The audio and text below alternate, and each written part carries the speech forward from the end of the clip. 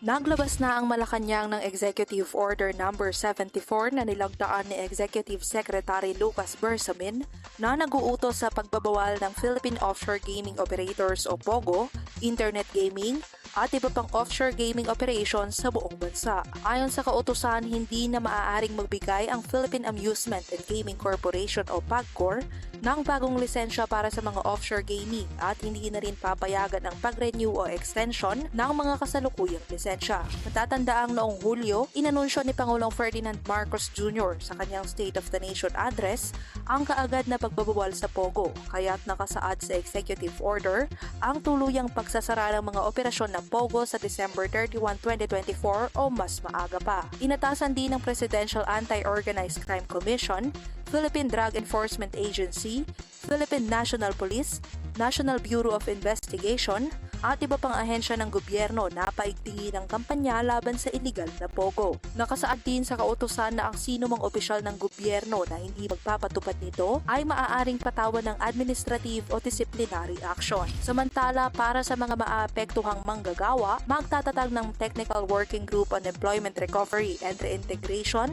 na tutulong sa kanilang paglipat sa bagong trabaho. Ako po si Carmel Joy Dayaw Miguel para sa Balitang Unang Sigaw. Para po sa ilan, maganda po ang ginawa ni Pangulong Ferdinand Bongbong Marcos Jr. na tuluyan ng ipagbawal ang POGO, internet gaming at iba pang offshore gaming operations dito sa ating bansa. Ang nasabing desisyon po ay ginawa batay sa ilang mga kadahilanan at alalahanin na sinasabi po nung ilang lokal na opisyal at otoridad tulad na lamang po ng human trafficking, torture, money laundering, kidnapping, prostitution, at iba pang mga krimen na nag-uugnay po o nauugnay sa mga POGO. Pero bago yan, talagang dito sa Nueva Ecija, Yes. ibinawal na rin yan, nagkaroon ng ordinansa, kaugnay dyan ang ating sangguniang panlalawigan.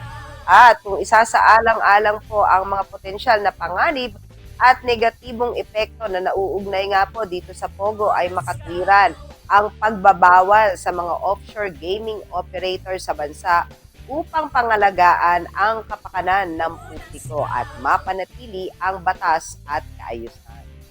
Pero sa mga maapektuhan naman po ng mga manggagawa ng POGO, meron naman pong grupo na inatasan si Pangulong Marcos na tutulong po sa kanila upang magkaroon ng bagong trabaho.